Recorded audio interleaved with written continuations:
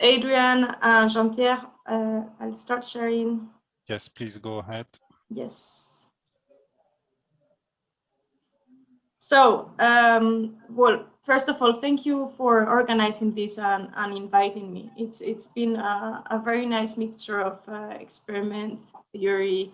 So I hope to contribute in that direction. So, as I think I heard from Adrian, during some time ago, we started working on the non-covalent interaction index for revealing non-covalent interactions. So that's what, obviously, what I will be talking about today, given the topic of the symposium.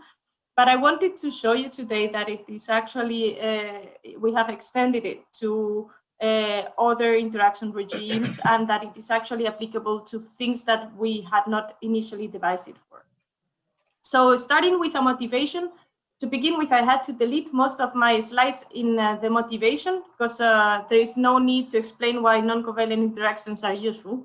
So I wanted to focus instead on some representative examples I chose around from some papers I had. So we have seen it throughout today. So we have supramolecular chemistry, we have molecular crystals, biomolecules, we have reactivity, where non-covalent interactions also play a crucial role.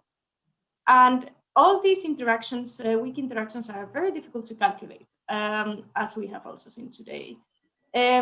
What I will be focusing on today is not so much on trying to get, but also the how stable these complexes are. But if you actually realize from all these pictures I chose from different papers, in all the cases, and let me try to add the pointer, yes. In all these cases, my collaborators felt the urge to draw these lines. So actually, when we want to understand non-covalent interactions and interactions in general, we want to understand how stable they are. But if we actually want to do chemistry with them, we also need to understand what atoms are involved, which parts of the molecule are they involving, so that we can actually imagine inverse engineering these parts, improving these interactions, making the kinetics of a reaction better. So that's what my talk will be focusing on today. So there are different approaches to do this. And Arnon already said a little bit about it. So distances have been very crucial in history to understand covalent and non-covalent interactions, but especially when talking about non-covalent interactions, they become too crude. Non-covalent interactions are determined by the covalent framework, so they're extremely difficult to parameterize, and we can certainly not think about them only in terms of atomic pairs. So then we have to go beyond that. Molecular orbitals, which is very common for strong interactions, they can be used to describe secondary interactions, for example, but we have to choose which set of orbitals we're using. And as soon as the system gets bigger, it will be more difficult to choose the orbitals we want to look at and which set of orbitals. So what we're really into is this part, which is the electron density. The electron density has several advantages. It is orbital invariant since the summation runs over all orbitals. Something very interesting that I'll show you today too is that it can be obtained from experiments. So what I will be showing today, it could also have been obtained from X-ray data. Some data I will show actually are from X-ray data. In a lousy way, it is connected to the properties of the system from the Hohenberg-Anton theorem. It's lousy in the sense that theoretically it's possible that we don't know the exact functional. And it does not depend. We cannot. We have access to the electron density at any level of theory. So as we have also heard about today, in the first approach to use the electron density was the quantum theory of atoms in molecules. That takes us from the electron density to chemical structure. So as an example, you have here the benzene molecule across the plane. So it is extremely easy to identify these maxima, which are actually cusps, but these things that look like maxima, they're carbons and hydrogens that's extremely intuitive. What Bader did is to actually associate another type of critical points in this system, in this topology, to bonds. So this type, the critical point here was, which is a first order style point, was used to identify bonds in between atoms. So these are the red spheres in this picture. As you can see, they only appear in between carbon-carbon first neighbors and carbon-hydrogen first neighbors. So it's where we expect the covalent bonds.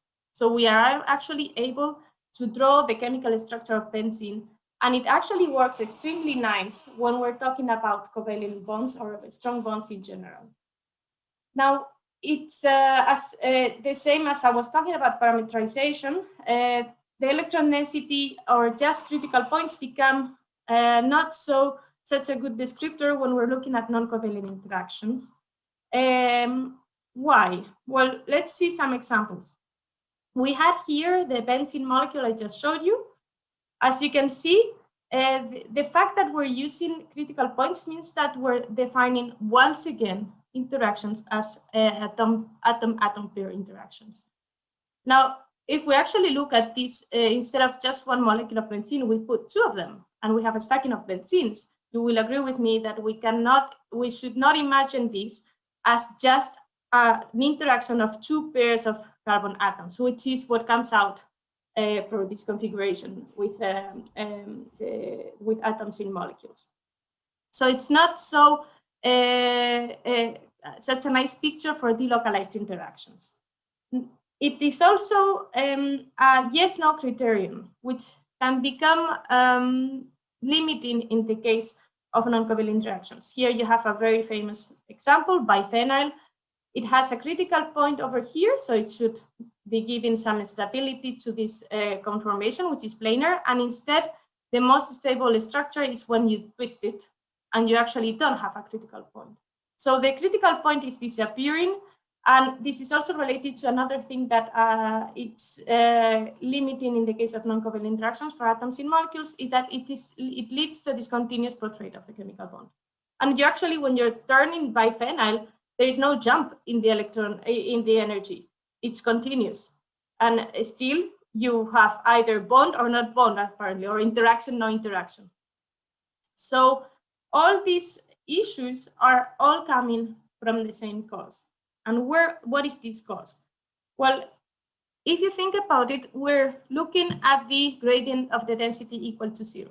This is like trying to describe the shape of these mountains and just looking at where we have this gradient of the height equal to 0. It works really nicely in this example, and it works really nicely in covalent interactions too. Now, what happens if we have the if we instead of being at the Alps, we go to the Grand Canyon? We don't want just to figure out where are these maxima. What our eye is telling us intuitively is that we want to understand that we have a full maximum, a region that is high over here. So we don't need the gradient equal to 0, but going to 0. And that's exactly what NCI does. So NCI, which is it's based on the reduced density gradient, which is this quantity, comes from DFT. So it includes this density gradient. It is also divided by rho to the 4/3. I will show you this is actually to make even easier the identification of the non-covalent part. So we will be focusing not just in this point, but all this region in between atoms. How does it work? So for that, I'm going to introduce a couple of models. To begin with, atomic densities. Atomic densities can be very well understood as a sum of exponentials, as you see over here. One exponential per shell. So here you have the example of the carbon atom with the log rho. In red, you have the calculation, spherically averaged, and in blue, you have the fitting. You see, it's a very good model to understand, and it's basically a minimal basis. A very good model of our atomic density. Now, we want to understand what is happening in the tails, because that's where we're going to have our interactions. In this tail, as you can see, we can represent it by just one exponential, the one that is dominating in the tail. So once we have that, we can calculate the density gradient, the reduced density gradient, and it's extremely easy to see that the reduced density gradient will behave like rho to the minus 1/3. So basically, if we plot S with respect to rho, we will get this kind of behavior, which is x to the minus 1/3. So in this region, which is the low density region, will be around here.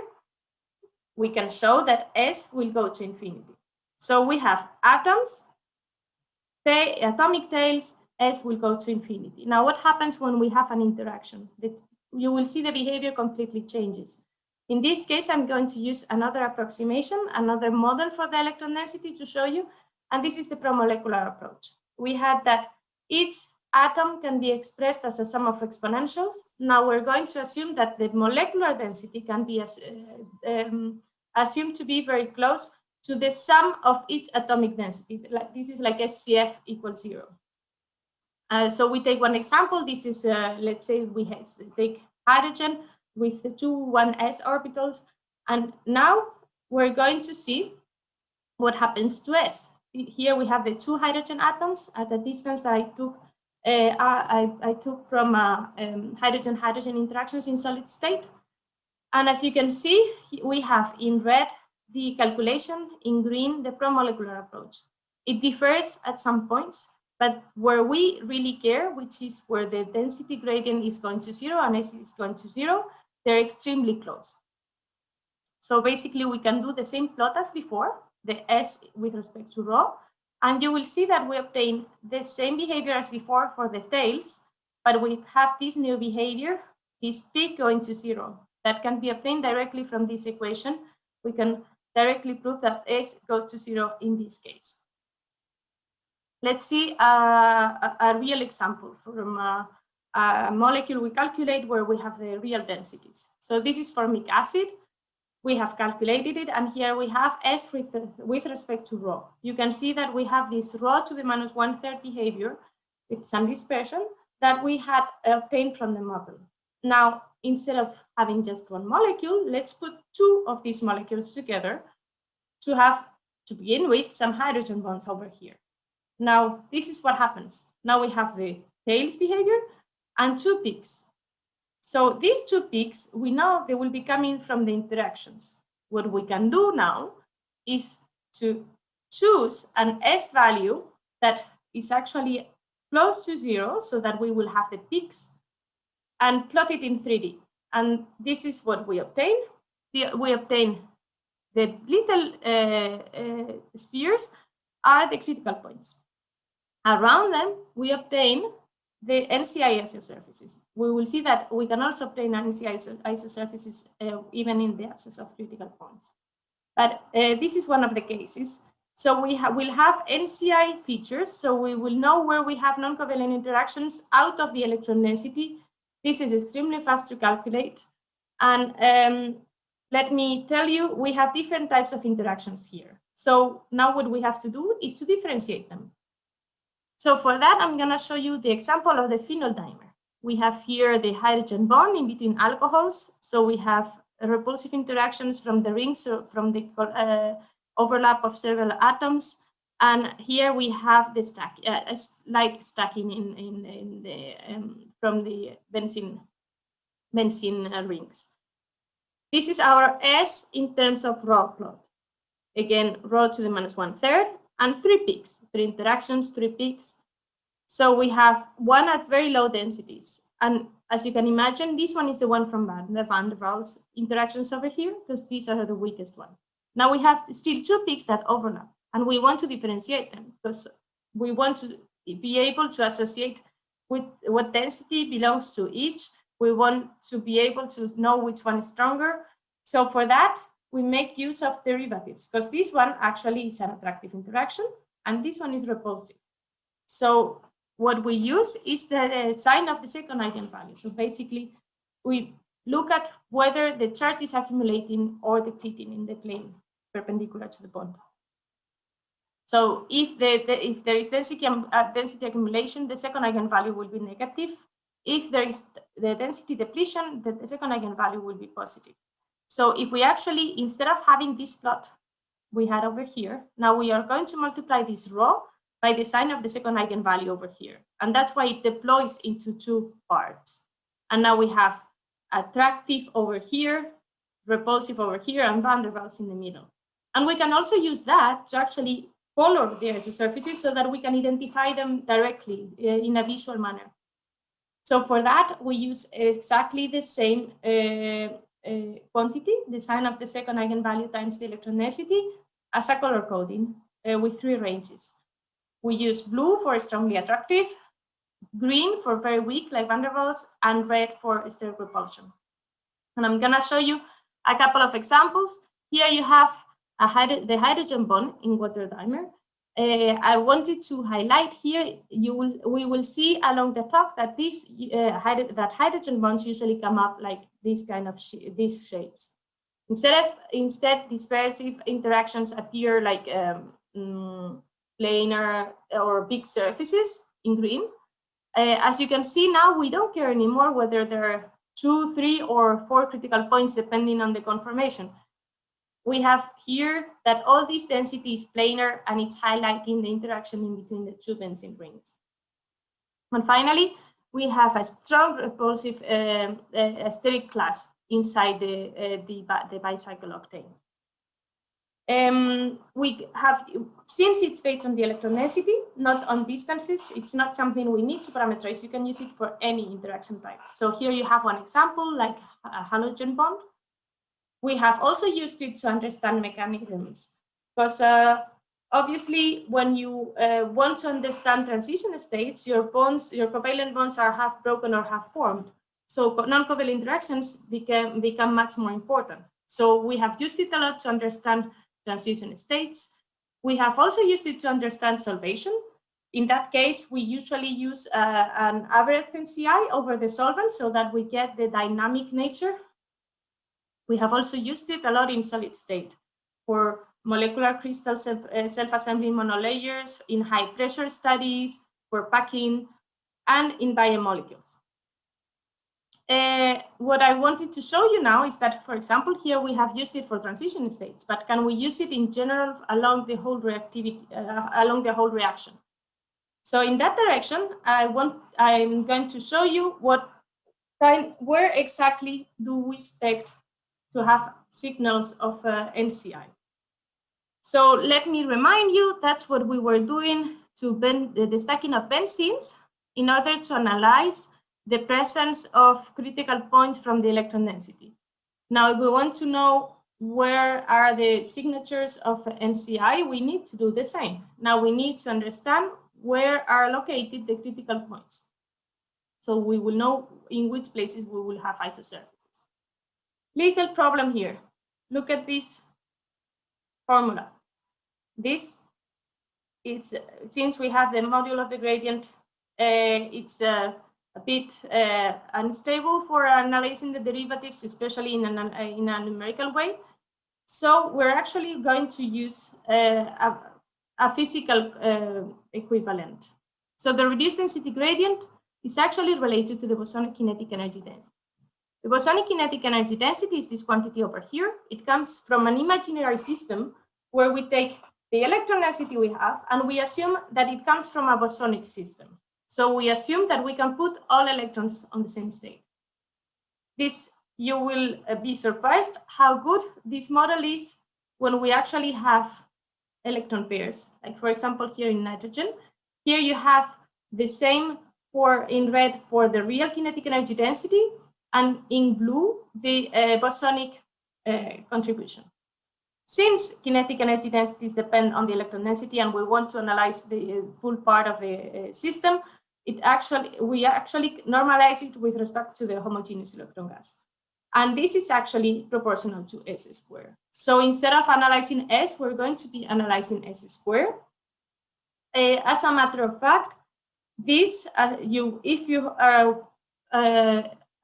have seen the electron localization function before, it is just the core of the electron localization function is just the difference between the red and the blue line. So back to our what we were looking for. Let's look at the gradient of T-bows equal to 0. We can calculate it, and it's equal to this quantity. We want to make this quantity equal to 0. So we have two options. First, we can make the density gradient equal to 0. In this case, it's basically atoms in molecules. Remember, this is the condition for having an atoms in molecules critical point. So basically, when we're looking at NCA, that's what I was telling you already a bit in advance. We will be looking at bond critical points. So we will have also covalent interactions where we were just not looking at them because we were looking at the small densities. But if we actually shift and we look at high densities, we will also see covalent bonds. And actually, you can see it from here in the nitrogen picture. We have a minimum of S square around here, which is the nitrogen-nitrogen covalent bond. We will also have repulsion, which will be related in atoms in molecules to rings and cages.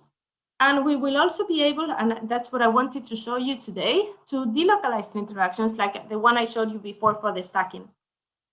This is a crystal of benzene, and the results I'm going to show you are from experimental densities. This crystal of benzene is it's packing, it's in forming, it's basically we have two molecules of benzene repeated, and they maximize CHC and CH pi contacts.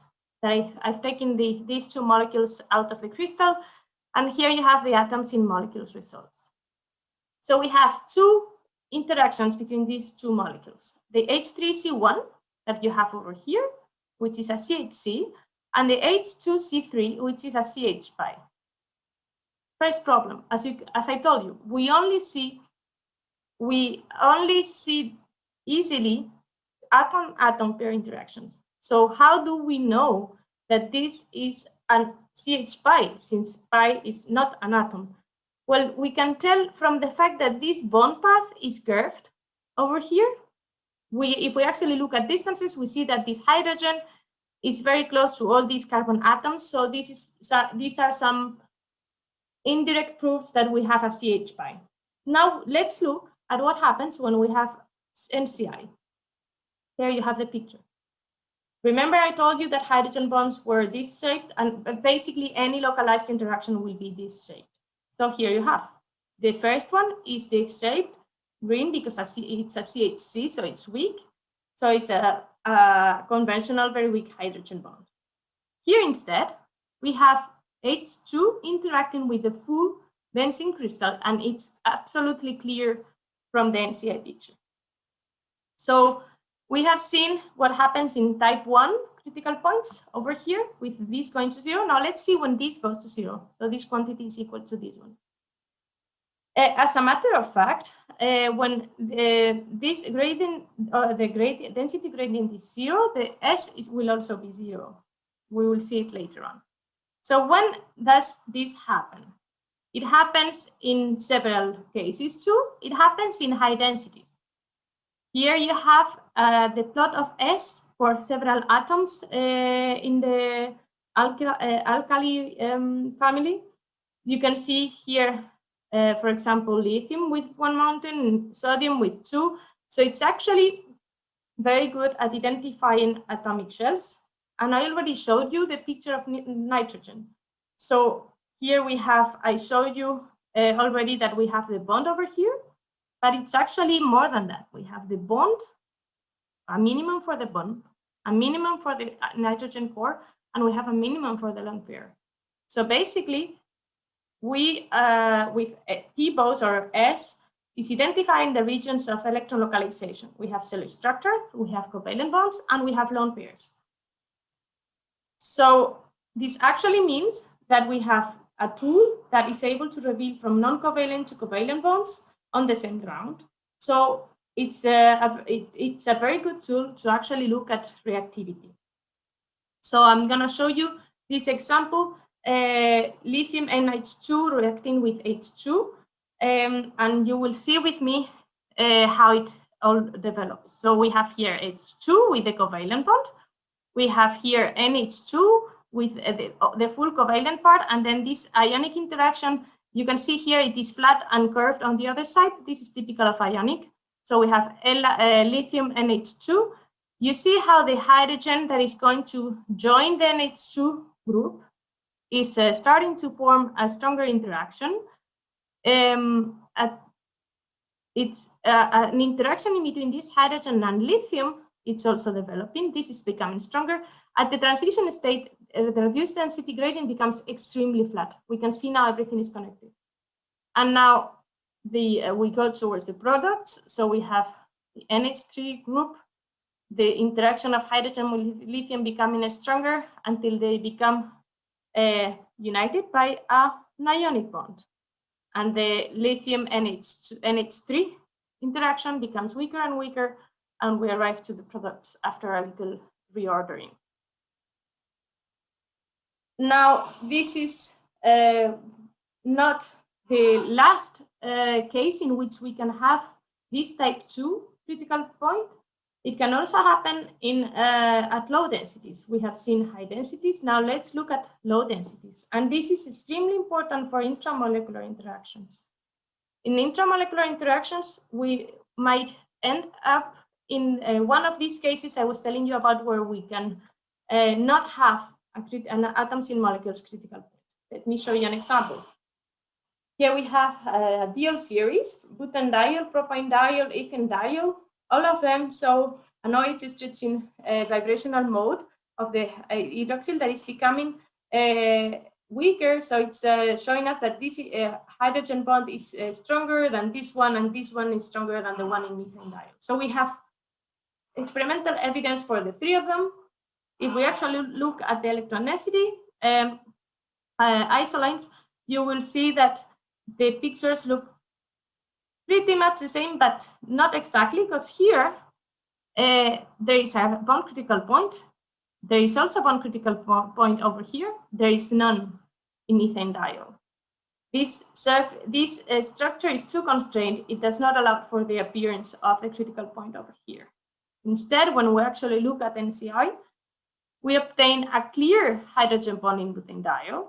It is becoming weaker in moderate, like, in propanediol, and we still have our signature in ethanediol. Now, why is this? How can we understand this? Well, remember there are 2 types of critical points. We have type 1, type 2. So basically, if we actually look at the plot of S with respect to rho that I've been showing all the time, this means that in type 1, S is equal to 0. So we have the most typical case. We have rho to the -1/3, peaks going to 0. These are our interactions. In the case of ethanediol, we still have a signature, but there is no density critical point. So the S will not be 0 either. I'm sorry, there is an ambulance outside. So you have the rho to the -1/3, the peak, but this peak does not go down to 0. So this is the type 2 critical point, and it will be the case in ethanediol. This also means that in the case of atoms in molecules, we can see how the interaction from the density at the critical point becomes weaker along the series from butanediol to propanediol. But since there is no critical point in ethanediol, we have no more information. We can actually look where this critical point in S is appearing and complete the table and see how it keeps getting weaker. One of the points that I find most interesting about this is actually that since we're not just looking at critical points, NCI is more stable with respect to the method, the base, etc. Here you have one example for another molecule that shows a critical intramolecular critical point with SCF, but it does not show any for the promolecular approximation. Nevertheless, if you actually look at NCI, the shape changes, but you still get that there is an interaction over here. So it is much more stable with respect to the method of calculation. I'm going to just show you a couple of examples of what we have recently introduced in NCI plot. So first of all, as I was telling you, we can make out of promolecular densities a good approximation for weak densities. So they are implemented in NCI plot. They allow to obtain pictures for big molecules that you would not be able to compute. Like, for example, you have the double helix of DNA here with the hydrogen bonds in, between CG and AT, the pi stacking. And another example is this anti-parallel beta sheet, where you have the hydrogen bonds in between the CO and NH pairs and the van der Waals in between the CH2 groups.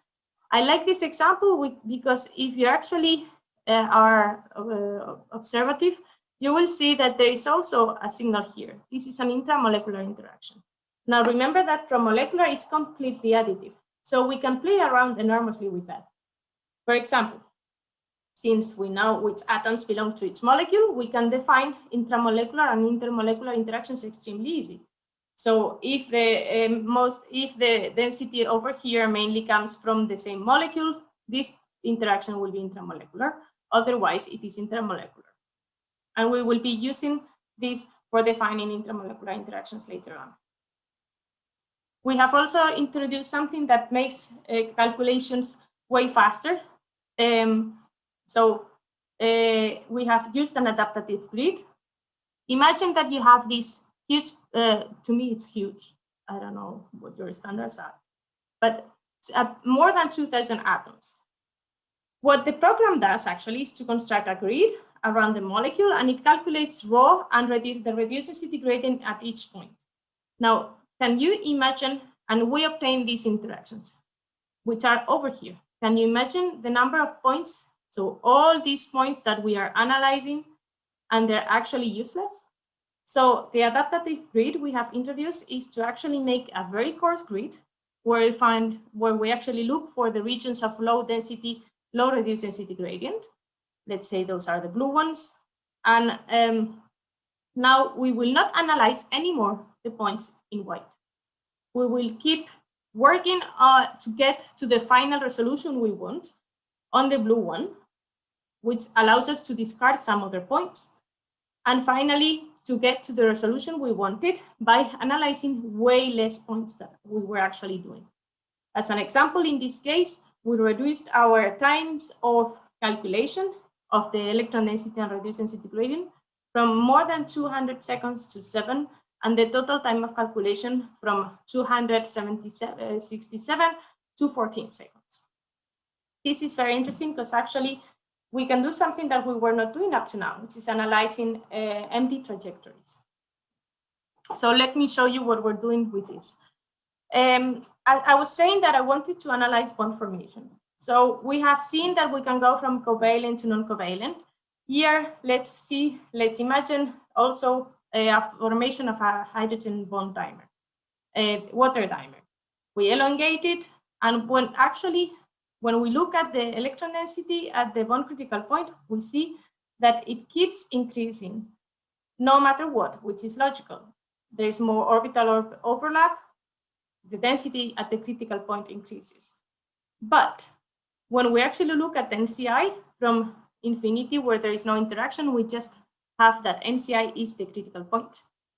Now we keep compressing, and we get to the area of dispersion, so very weak localized interaction. We get to the area of hydrogen bond. Here you have the minimum. And then if you keep increasing, you start getting lots of repulsion also in the interaction region. So the question was whether we can quantify what is happening to actually analyze this data all together in our big systems.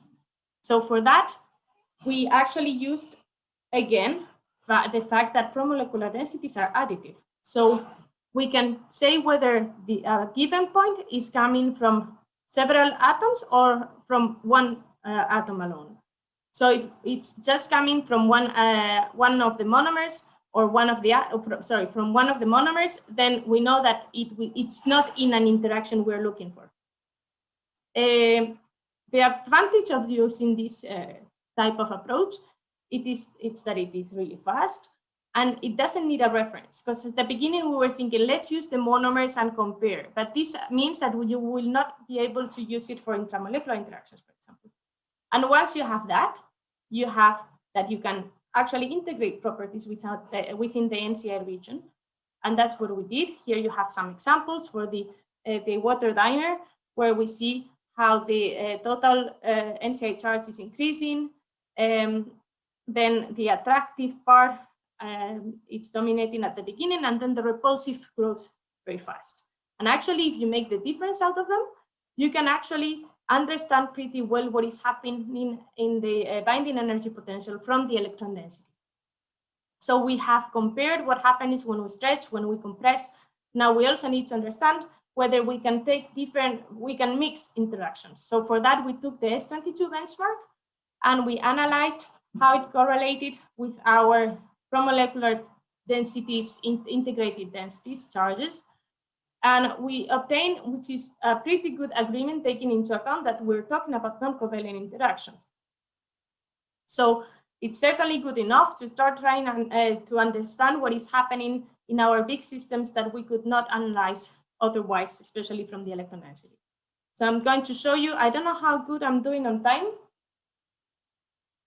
But I still have, yes. Yeah, very short. Okay, good. So basically, this is just one example taken from a amyloid fibrillar aggregate.